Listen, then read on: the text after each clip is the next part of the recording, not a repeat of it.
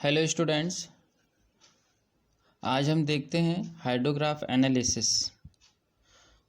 पिछली क्लास में हमने देखा था बेस फ्लो सेपरेशन। ठीक है, बेस फ्लो सेपरेशन हमने देखा था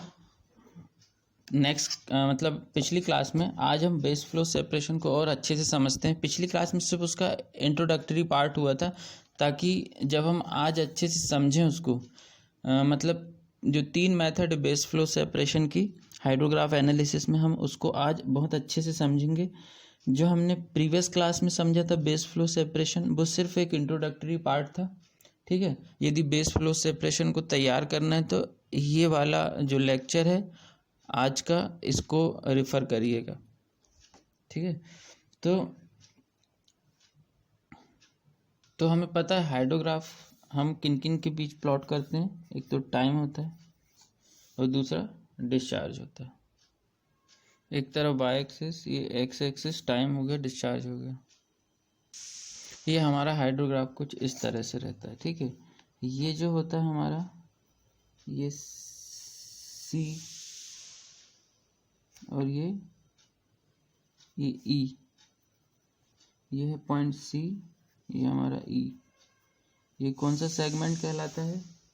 क्रीस्ट सेगमेंट। ये कौन सा सेगमेंट कहलाता है?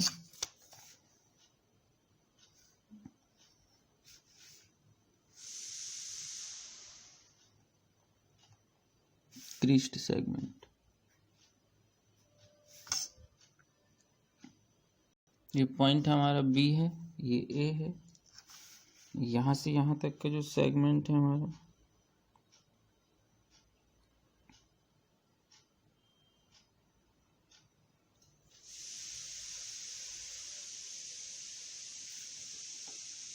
ये राइजिंग लिम्ब,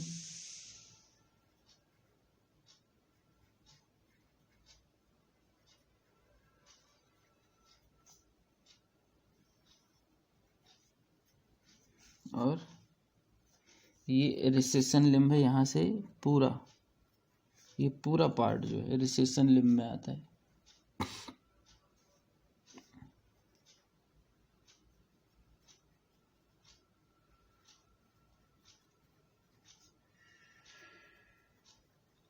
या फिर हम ऐसा बोलें कि रिसेशन लिम्ब का कहाँ तक आता है? जहाँ तक डायरेक्ट जो रन ऑफ है वो एंड हो जाता है, वो वाला पॉइंट जो है वो रिसेशन लिम्ब में आता है। जहाँ पे डायरेक्ट रन ऑफ एंड हो जाता है। तो ए बी सी डी, ये पीक है डी, ई और ये एफ मान लीजिए इसे। यहाँ डायरेक्ट रन ऑफ एंड हो जा रहा है, इसका मतलब है कि ये ई से लगा के ये वाला यहाँ तक का पोर्शन जो है वो रिसेशन लिम्ब में आ गया। देखो, बहुत अच्छे से समझना है, एक बार में ही सारी चीज़ें मैं एक ही लेक्चर में समझा रहा हूँ अभी तक जितना हुआ है। ठीक है, अब हम बात कर रहे थे कि जब हम the run of measured at the basin outlet. ठीक है, जब बेसिन का जो आउटलेट होता है वहाँ पे हम रन ऑफ मेजर करते हैं, जो चैनल बनाते हैं हम। तो the run of measured at the basin outlet when plotted against time gives the hydrograph. जो हम डिस्चार्ज है, जो कहाँ पे मेजर कर रहे हैं, जो रन ऑफ हो रहा है कहाँ? चैनल पे या बेसिन पे। बेसिन का जो आउटलेट है, पूरा बेसिन जो है उसका एक सिंगल आउटलेट होगा। ये कैचमेंट है, इसका पूरा एक सिंगल आउटलेट होगा। वहाँ पे हम डिस्चार्ज मेजर कर रहे हैं, तो वो डिस्चार्ज और टाइम, इसके बीच हम ग्राफ प्लॉट करते हैं। तो ये रन ऑफ हाइड्रोग्राफ भी हम इसको कहते हैं। ठीक है, ये राइजिंग लिम्ब, क्रीस्ट और रिसेशन लिम्ब, ये समझ में आता है। As the runoff includes the contribution from surface runoff, interflow, groundwater runoff, the hydrograph can be regarded as an integral expression of the physiographic and climatic characteristics that govern the relations between rainfall and runoff. तो जो run of है उसमें किस किस का contribution होता है? जो रन ऑफ है,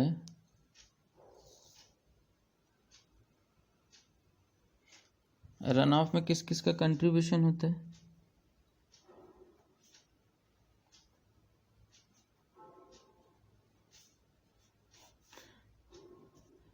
एक तो सरफेस रन ऑफ का, या इंक्लूड सरफेस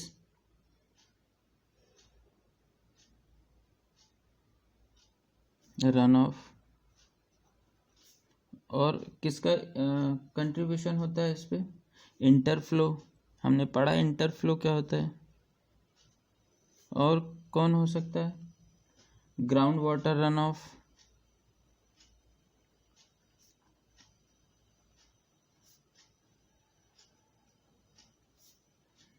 ठीक है, ग्राउंड वाटर रन ऑफ। तो ये सब, इन सब का इंटीग्रल एक्सप्रेशन होता है जो कि फिजियोग्राफी और क्लाइमेटिक कैरेक्टरिस्टिक को गवर्न करता है। जो इन सब का जो कैरेक्टरिस्टिक्स होता है ये इसमें शो होता है, ठीक है। क्यों? क्योंकि डिस्चार्ज इन सब से मिलके बना हुआ होता है। जो रन ऑफ, जो डिस्चार्ज है, सरफेस रन ऑफ भी होता है, इंटरफ्लो भी होता है, ग्राउंड वाटर रन ऑफ भी होता है। Features of the run of, features of the hydrograph हम पढ़ चुके हैं, ठीक है।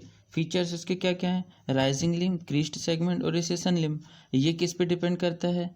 क्रीस्ट सेगमेंट किस पे डिपेंड करता है? रिसेशन लिम्ब किस पे डिपेंड करता है? हमने देख लिया था। ये स्टॉर्म कैरेक्टरिस्टिक और कैचमेंट कैरेक्टरिस्टिक पे डिपेंड करता है, राइजिंग लिम्ब। रिसेशन लिम्ब सिर्फ और सिर्फ किस पे डिपेंड करता है?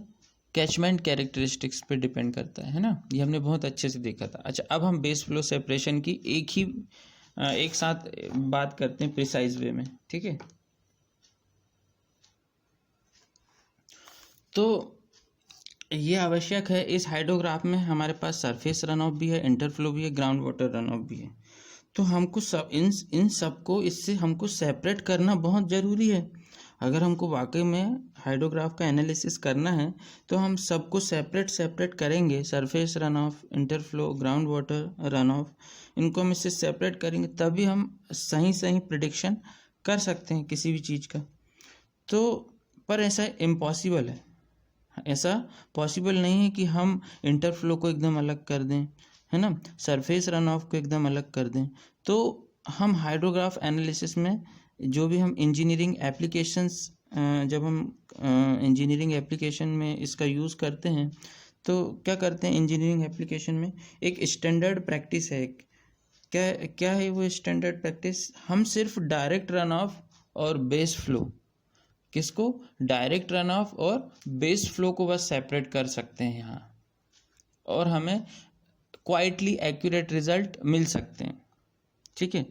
तो वही देखते हैं हम डायरेक्ट रन ऑफ और बेस फ्लो को हम इसमें कैसे सेपरेट आउट करेंगे। इसके पहले हम बेस फ्लो पढ़े थे, मगर ये आज हम देखते हैं इसको, ठीक है, अच्छे से। वो वाला सिर्फ इंट्रोडक्टरी पार्ट था, आपको सीखना है तो इससे सीखिएगा। तो इसके पहले ये देखिए, ये जो बी पॉइंट है इसको हम बोलते हैं पॉइंट ऑफ राइज। क्या बोलते हैं हम इसको? Point of rise. और ये वाला जो पॉइंट है, पॉइंट ऑफ डाइवर्जेंस बोलते हैं इसको। क्या बोलते हैं हम? Point of divergence.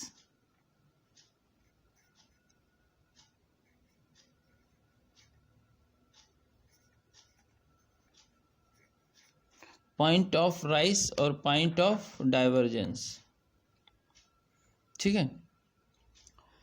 तो और हम ये वाला जो कर्व है यहाँ जो आ रहा है, यदि हम इसको पीछे बढ़ाएं तो इसको हम बोलते हैं मास्टर डिप्लीशन कर्व। इसको हम क्या बोलते हैं? इसको हम बढ़ाएं अगर पीछे तो इसको हम बोलते हैं master depletion curve. Smooth way में बढ़ाएं अगर ऐसे, जैसे कि ये वाला कर्व जो आ रहा है ना, ये डिप्लीशन कर्व है, रिसेशन लिम्ब जिसको हम बोलते हैं। ये पॉइंट ऑफ डाइवर्जेंस है, यहाँ पे जाके डायरेक्ट रन ऑफ एंड होता है।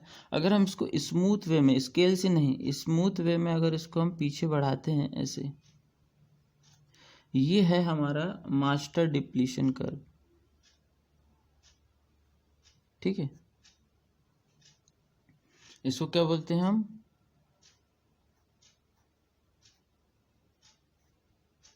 Master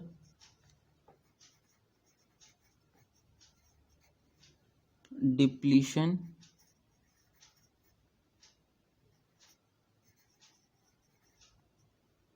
curve. ये मास्टर डिप्लीशन कर्व है, होना चाहिए ये वाला कर्व, ठीक है। क्यों? क्योंकि इस तरह से ये डिप्लीट हो रहा है, बट ये यहाँ से हम इसको इससे मिलाते हैं डायरेक्ट रन ऑफ को, ये एक्चुअल है। तो अब हम बात करते हैं बेस फ्लो सेपरेशन की। अच्छा, ये जो पॉइंट है एफ है, इसको एग्जैक्टली लोकेट हम इस ग्राफ पे नहीं कर सकते हैं, एग्जैक्टली लोकेटेड हम कर ही नहीं सकते, ये सिर्फ प्रैक्टिस से आता है। तो एग्जैक्टली लोकेट करने के लिए एक फॉर्मूला दिया जाता है जो कि होता है n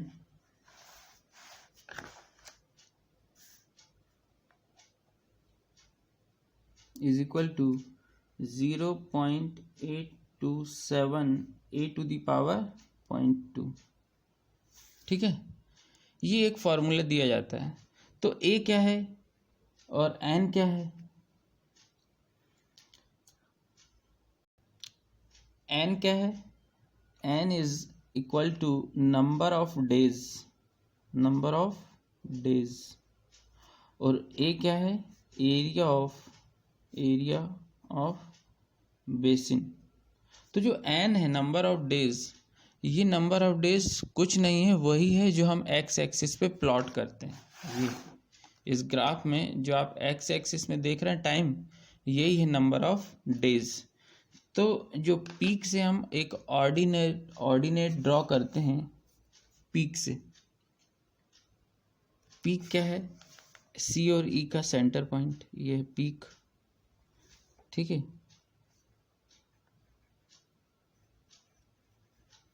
इस पीक से हम एक परपेंडिकुलर ड्रॉ करें x एक्सिस पे, ये x एक्सिस है, इस पीक से हम परपेंडिकुलर ड्रॉ करते हैं जिसको हम क्या बोलते हैं? ऑर्डिनेट। ये तो बेस फ्लो सेपरेशन के लिए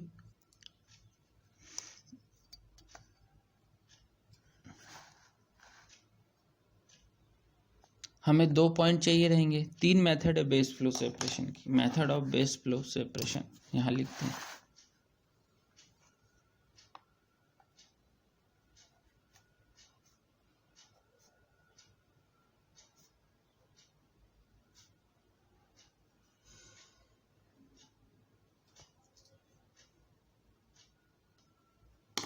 फर्स्ट मेथड,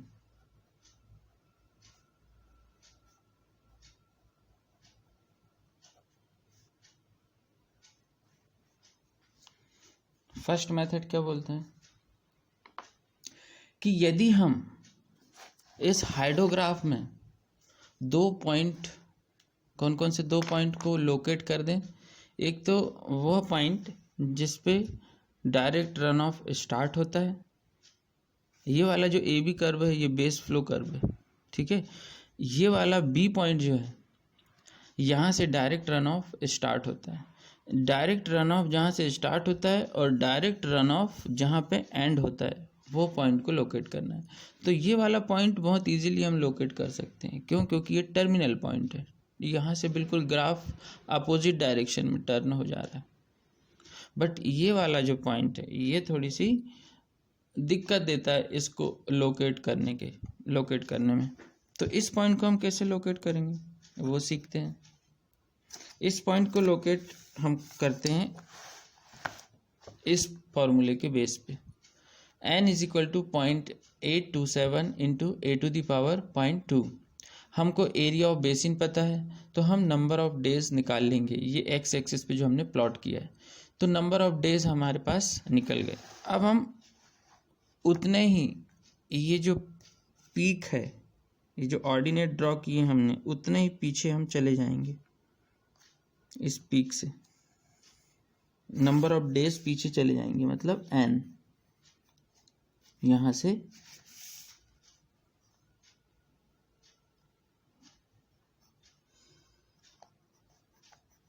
ये, तो हमें ये पॉइंट मिल गया ये पॉइंट। तो ये end of direct run of है। अब हम इस पॉइंट से एक स्ट्रेट लाइन से अगर हम कनेक्ट कर दें तो ये हमारा जो ये लाइन जो शो करेगा वो है बेस फ्लो। BF क्या है? Base flow. ये हो गया हमारा first method, BF is equal to base flow. ठीक है, इतना समझ में आता है फर्स्ट मेथड। अब सेकंड मेथड की बात करते हैं। बहुत अच्छे से समझ में आ रहा है second method.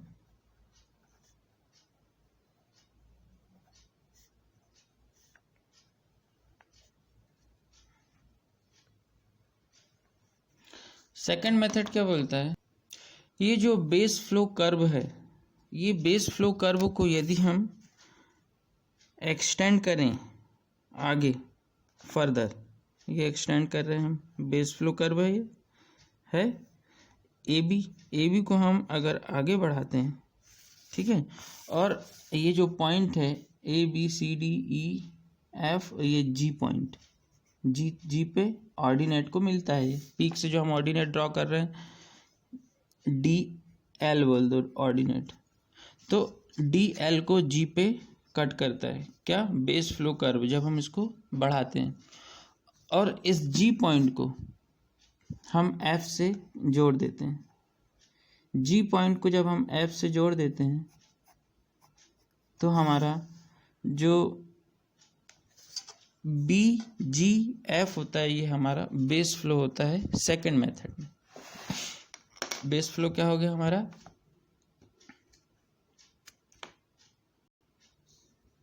BGF is equal to base flow.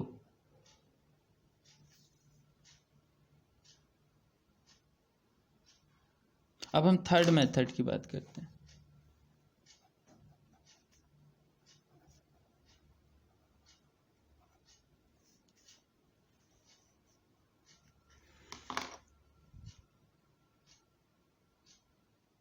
Third method में जाने के पहले ये जान लेते हैं, ये जो BF अपन जो लिख रहे हैं ये बेस फ्लो लाइन है।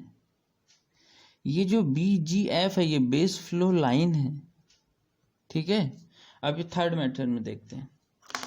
हमें पता है हाइड्रोग्राफ में, फिर से आ जाते हैं हाइड्रोग्राफ में।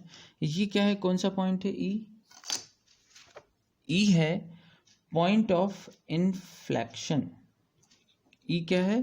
Point of inflection. और इस पॉइंट ऑफ इन्फ्लेक्शन से जब हम एक्स एक्सिस पे परपेंडिकुलर ड्रॉ करते हैं इस पे, या ऑर्डिनेट, तो पहले DL ऑर्डिनेट था, इसको हम परपेंडिकुलर ड्रॉ करते हैं। ठीक है, तो ये जो परपेंडिकुलर है, ये जो पॉइंट ऑफ, ये कौन सा पॉइंट है?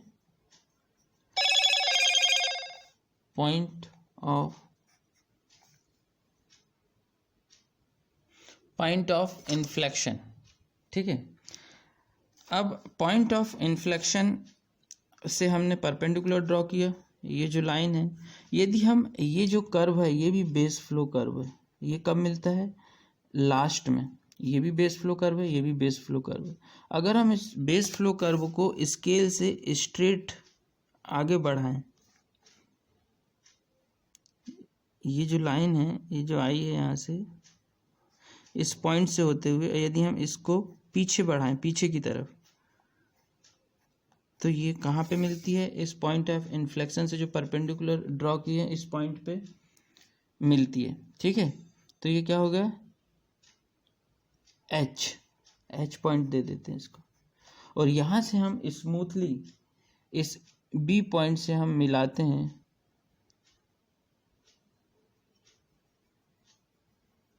ये, स्मूथली हमने H पॉइंट को इस B पॉइंट से ज्वाइन कर दिया।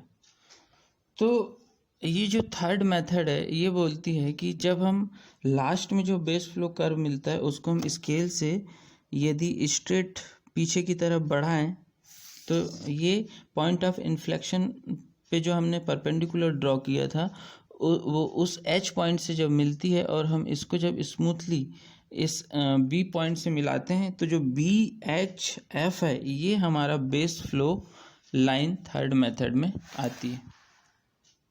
तो हमारा यहाँ पे क्या हो गया, BHF is equal to base flow line.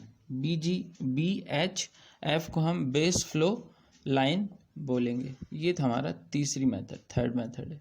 ये बहुत अच्छे से आपको हमने एक ही वीडियो में समझाया। आई थिंक आपको अच्छे से समझ में आया होगा। अब हम बात करते हैं ये जो लाइन क्यों बोल रहे हैं हम। इसका मतलब ये है कि BF जो है फर्स्ट मेथड में हमारा बेस फ्लो लाइन है, तो BF के जो नीचे वाला पोर्शन है ये पूरा का पूरा बेस फ्लो हो जाएगा हमारा, ये पूरा। सेकंड मेथड में बोलता है कि BGF जो है वो बेस फ्लो लाइन है। इसका मतलब कि ये जो इसका नीचे का जो वॉल्यूम अगर हम निकालेंगे B से G और F के और X एक्सिस से घिरा हुआ, या X एक्सिस से BGF और X एक्सिस के बीच में जो एरिया है उसका अगर हम उसका एरिया हम निकालेंगे तो हमको base flow, volume of base flow मिल जाएगा। ये थर्ड मेथड में जो बता रहा है BH और F ये है बेस फ्लो लाइन। इसका मतलब है कि इसके नीचे वाला जो है वो बेस फ्लो वॉल्यूम है। ठीक है, तो ये हमारा बिल्कुल क्लियर हो गया। हाइड्रोग्राफ एनालिसिस से एक ही वीडियो में आपको सारी चीज़ें पता चल गई। ठीक है, तो थैंक यू स्टूडेंट्स।